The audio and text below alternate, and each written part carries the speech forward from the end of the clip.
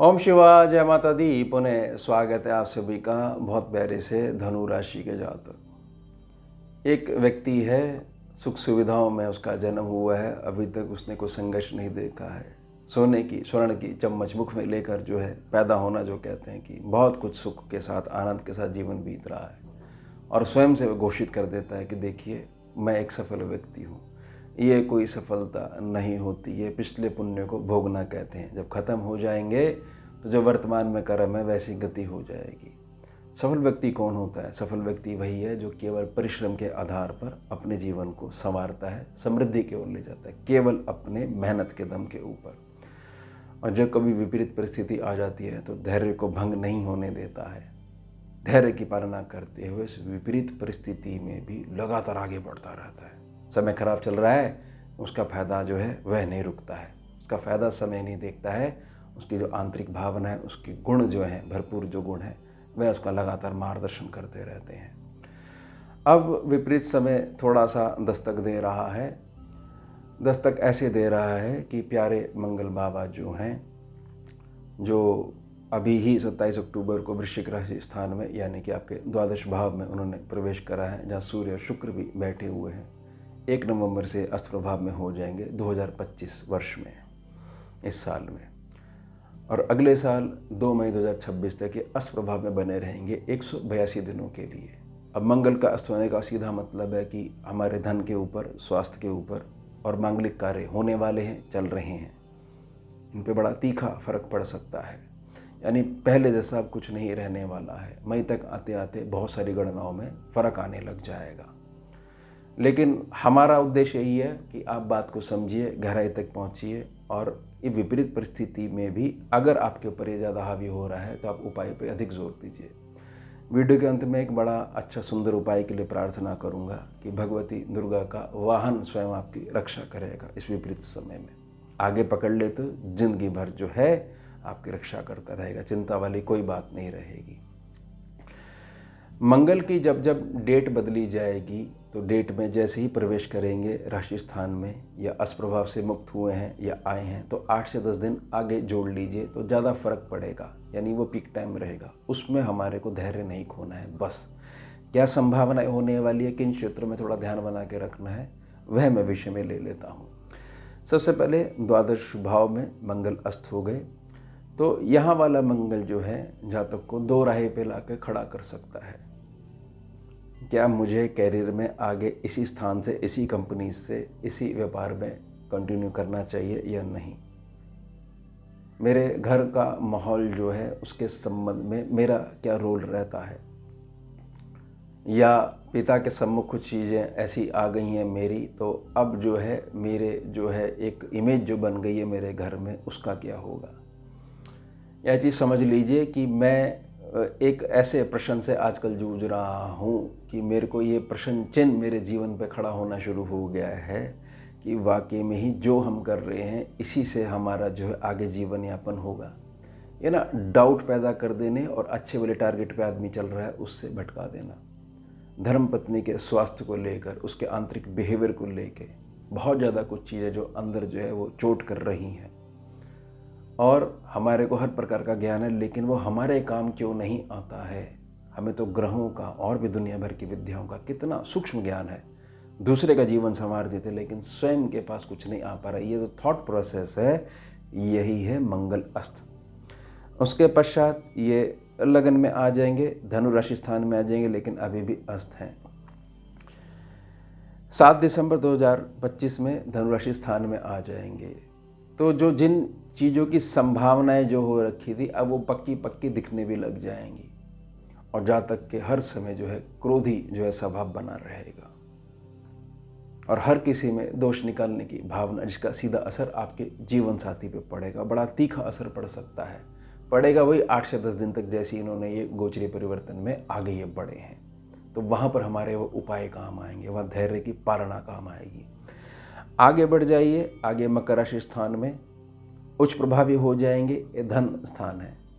धन के भंडारण को लेके हमेशा रोक टोक, एक अनुशासन होना चाहिए परिवार में, लेकिन रोक टोक ऐसी नहीं होनी चाहिए कि आप समझ नहीं पा रहे हो कि आप धीरे धीरे जो है समझाने की बजाय जो है विषय को बिगाड़ने लग गए हो।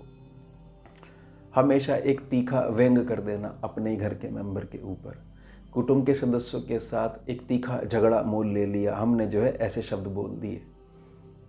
अब हमारे को थोड़ा सा लग तो रहा है, लेकिन फिर भी मंगल अस्त का प्रभाव ऐसा पड़ा हुआ है, वह मानने नहीं दे रहा है कि जो कुछ आपने करा है एक बार इस पर विचार कर लीजिए। तो कहीं ना कहीं हमारे उत्तम भविष्य को भी चोट पहुंचा सकता है। तो हमारे को यहाँ पर भी बहुत अधिक धैर्य की पालना करनी है, बचना है हमारे को विपरीत परिस्थिति में। विपरीत समय हमारा चल रहा है। कुंभ राशि स्थान में ये पहुँच जाएंगे 23 फरवरी को। राहु पहले से बैठे हुए हैं। अच्छा भला आदमी जो है एक ट्रैक पे जुटा हुआ है, सरल तरीके से धन कमा रहा है, या धन के लिए जो कोशिशें कर रहा है उसमें कुछ रिजल्ट आने लग गए। अचानक से एक थॉट आया कि नहीं, इससे अब उल्टा चलना है, ये मार्ग आगे जाके रुक जाता है ना। अच्छा भला किसी से पूछ लिया, भैया मार्ग पहुंचा देगा हमारे को हमारी मंजिल पे, हाँ, लेकिन बीच में डाउट आ गया कि नहीं उल्टे चलो, फिर दोबारा हम पूछेंगे। तो पहले 100 किलोमीटर और पीछे जाओ, फिर वहाँ से फिर दोबारा पता लगेगा, वो बिग टाइम निकल जाएगा कि नहीं आप सही जा रहे थे, व्यर्थ में इतना पीछे आ गए हो। सोचिए अब तक तो अपनी मंजिल पे पहुँच गए होते।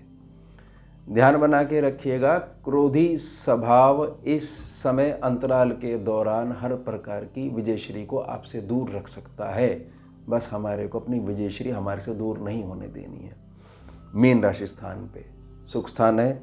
मीन राशि स्थान पे 2 अप्रैल 2026 में ये पहुँच जाएंगे। मार्च में किसी प्रकार का कोई परिवर्तन नहीं है, फरवरी के पश्चात लंबा परिवर्तन है, फिर 2 अप्रैल में यहाँ पहुँच जाएंगे। मंगल और शनि, तेल है, अग्नि है, विस्फोट होगा, हाँ चिंगारी जरूर उठेगी, लेकिन वो चिंगारी क्या कुछ जला रही है या प्रकाश दे रही है, ये हमारा धैर्य डिसाइड करेगा। तो प्रकाश ही के लिए हम प्रार्थना कर रहे हैं, जिससे प्रकाश जो है वो भौतिकता को भी आपकी तरफ खींचे।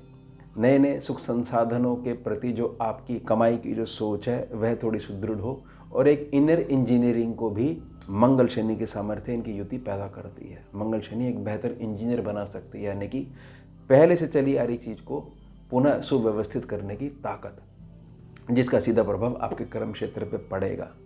तो ये 26 में मंगल शनि की युति जो है एक नए टारगेट की तरफ आपको लेके जाने वाली है। लेकिन अगर आपने ज़्यादा सोचने में, ज़्यादा रिएक्ट करने अपना समय गंवाया, तो वही बात हो जाएगी कि उल्टा हम जितना आए इतना हम आगे चले जाते, डाउट नहीं करते, तो तब के यहाँ पहुँच जाते।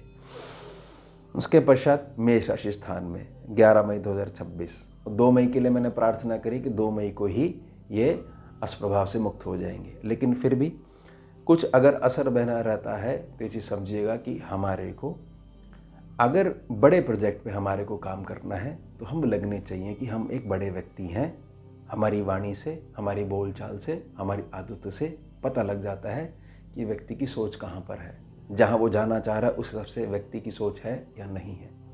वही चीज़ संतान पक्ष के साथ होने वाले जो संबंध हैं, आने वाले भविष्य को ध्यान में रखते हुए कि बच्चा अब बड़ा हो गया है, इसको अब समझाने का दूसरा तरीका अपनाना पड़ेगा। अदरवाइज जो है बात जो है बनने के बजाय बहुत अधिक बिगड़ सकती है।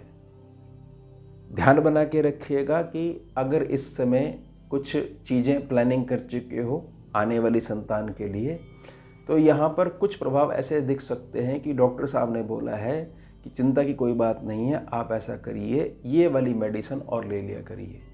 अब दिमाग ना घूमना शुरू हो जाए कि चिंता की बात तो है, डॉक्टर साहब हमसे कुछ ना कुछ विषय छुपा रहे हैं, कुछ चिंता की बात है, जबकि वो सरल तरीके से कह रहे हैं कि नॉर्मल है, इसमें कुछ चिंता वाली बात नहीं है, हम सिर्फ और सिर्फ आपको ये सूचित कर रहे हैं। नहीं भी सूचित करते कोई बात नहीं, बस वो उनके मुख से निकल गई।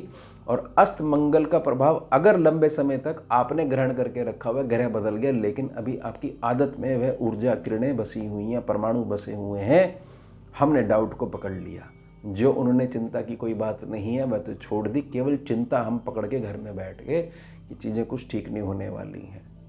इससे आंतरिक संकल्प हिलता है। अब इस पूरी अवधि के दौरान उपाय, स्कैनिंग विद्या उपाय क्या देती है, क्या मदद करती है। स्कैनिंग विद्या स्पष्ट कहती है कोई भी ग्रह अस्त है, उसके गुण धर्मों को अपनी शारीरिक अवस्थाओं में, क्रियाओं में शामिल कर लीजिए, तो गोचरी व्यवस्था में अस्त का प्रभाव हमारे शरीर पे नहीं पड़ पाता है। व्यायाम करिए, दौड़िए, भागिए, पसीना बहाइए, अस्त का प्रभाव नहीं पड़ेगा। नेगेटिविटी जो आ रही है पीक टाइम में भी, जैसे डेट बदली 8 से 10 दिन तो जो प्रभाव रहेगा वो छू नहीं पाएगा। अब सिंह वाहिनी के चरणों का उपाय, दुर्गा जी के 32 नाम आते हैं। माँ की शरण प्राप्त करो। ज़्यादा अगर स्थिति कुंडली में बिगड़ी हुई है तो एक मनके के ऊपर 32 नाम, दूसरे मनके के ऊपर पुनः 32 नाम, तीसरे मनके के ऊपर पुनः 32 नाम उच्चारण करिए। एक माला करिए 108 मनकों वाली। उस लेवल तक आप चले जाओगे जहाँ तक आपको सोचने में भी डर लगता था कि नहीं, यह लेवल तो हमारे लिए पैदा ही नहीं हुआ है। हम जमीन पे रहने वाले व्यक्ति हैं, इतनी बड़ी बात तो सोचना भी अपराध है, पाप की श्रेणी में आ जाएगा। उससे भी अधिक ऊंचाई पे भगवती आपको ले जाएगी। इतनी ताकत है 32 नामावली में। लोगों ने इसको बड़ा साधारण माना हुआ है, या केवल ये माना हुआ है कि शत्रु अधिक हो जाए तो उसका उच्चारण कर लेना चाहिए। माँ है वो माँ, वो बहुत ध्यान रखती है बच्चे का, और बच्चे को केवल समर्पण करना आना चाहिए। बस गोद तक पहुंचना ही लक्ष्य है। उसके बाद तो केवल ही आनंद भोगता है बच्चा। उससे पहले जितने वो एफर्ट लगाता है, क्योंकि माँ की गोद नहीं है तो बड़ी स्ट्रगल होती है। छोटे छोटे पाँव से जब चलना पड़ता है, घुटने के बल चलना पड़ता है। गोद में होकर वो कहीं से कहीं भी घूम लेता है, अनेक राज्यों में भी घूम लेता है, गोद से नहीं उतरता है। तो ध्यान बना के रखिएगा।